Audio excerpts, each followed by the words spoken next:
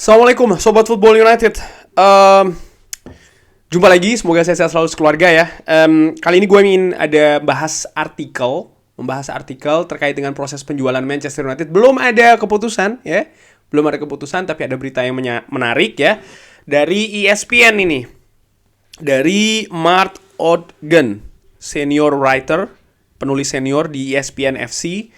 Dia ini menurut gue sumber yang bagus. Salah satu yang gue ingat adalah salah satu sumber pertama yang mengabarkan kalau Erik ten Hag akan ke Manchester United. Nah, kali ini dia menulis dari sumbernya mengatakan kalau Sheikh Jassim, yang saat ini tentu saja sedang dalam proses untuk bisa membeli Manchester United, punya rencana nih akan menawarkan posisi-posisi penting kepada legenda Manchester United. Cukup menarik ya, sangat menarik bahkan.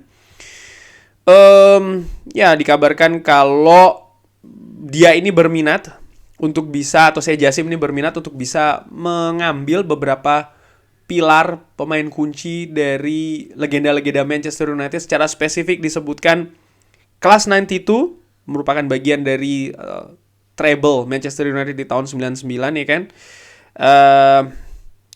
Tentu saja ada di artikel ini disebutkan Gary Neville ya kan, Paul Scholes, dan juga beberapa legenda yang membantu Manchester United menang Champions League di tahun 2008 untuk bisa menjadi perwakilan klub di berbagai level. Walaupun tadi disebutkan Paul Scholes dan juga Gary Neville, tapi belum tentu dua orang itu, karena dari sumbernya mengatakan kalau ya beberapa pemain yang memenangkan treble dan juga gelar Liga Champions di tahun 2008 sudah didekati oleh perwakilan Sheikh Jassim untuk mendiskusikan tentang proposal.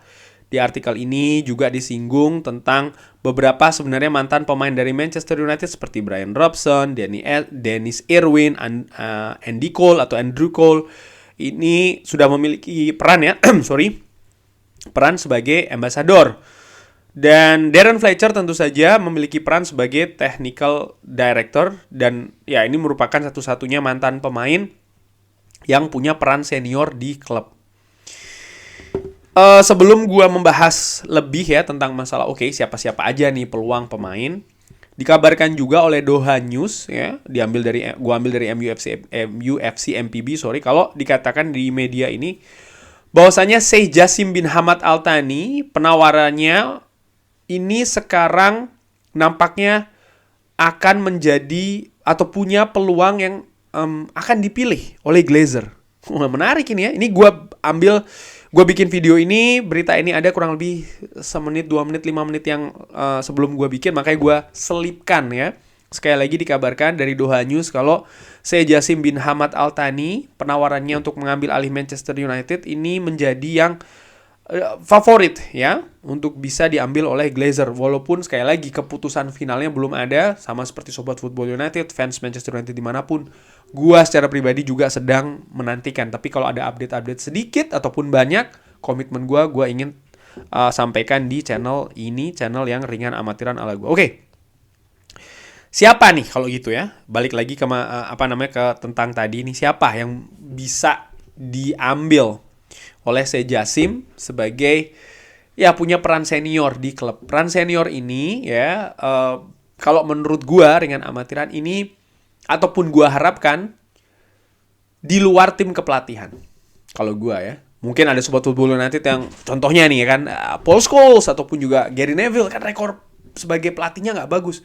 Ya gua harapkan memang siapapun yang ditunjuk oleh Sheikh Jassim ini bukan untuk posisi pelatih, asisten pelatih, enggak. Karena apa? Itu domainnya Erik ten Hag.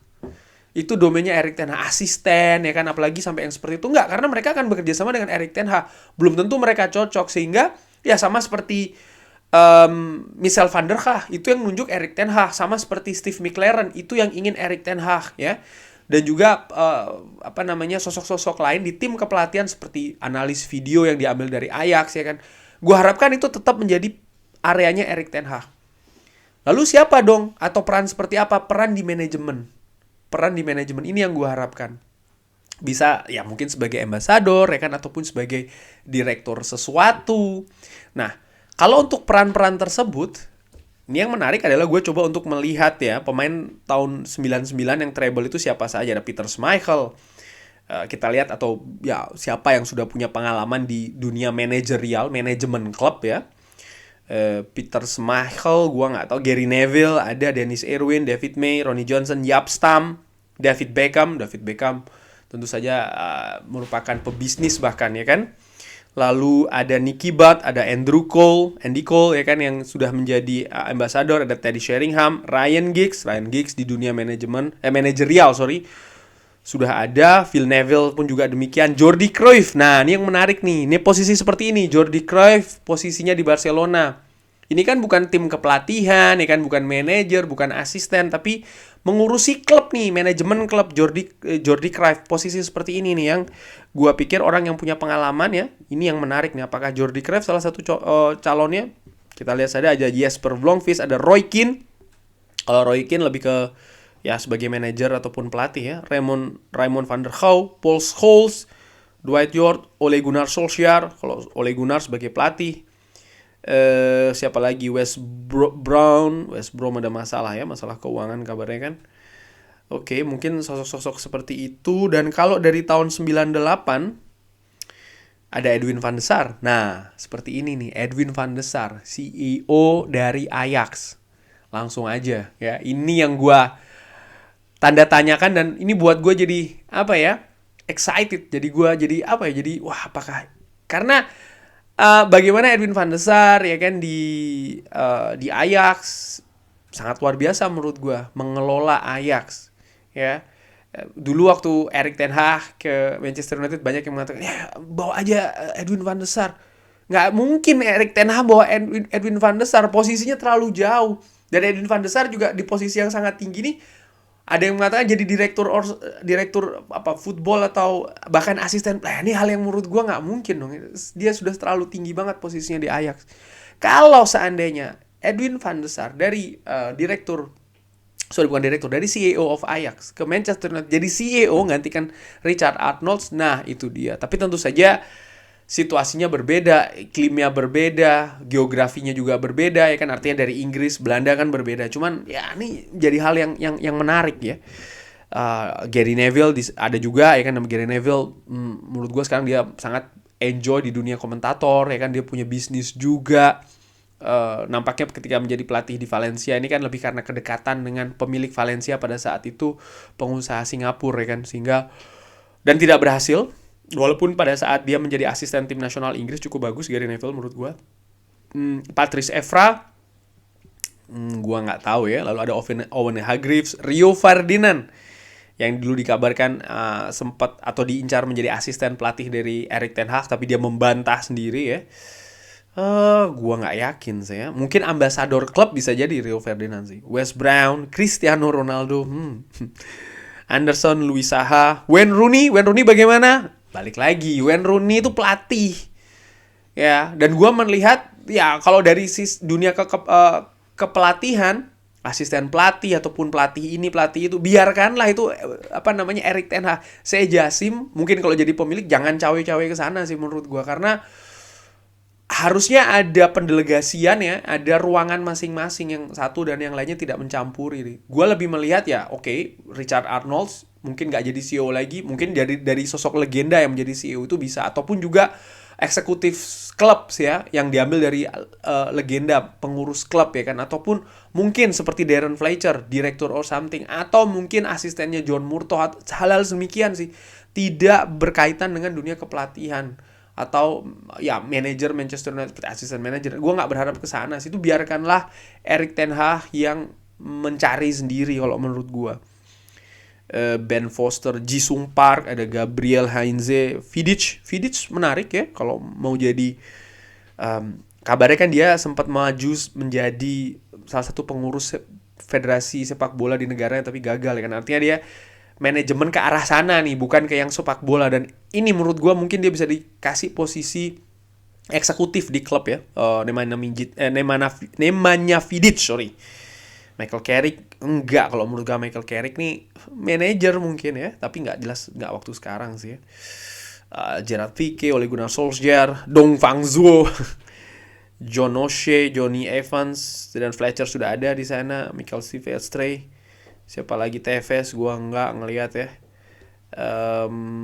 Tom Heaton balik lagi. Danny Welbeck ada juga nih di squad tahun 2000, tapi kan dia lagi sedang bermain, tapi nggak kesana. Jadi dari nama-nama tadi menurut gua ada satu nama yang menarik ya.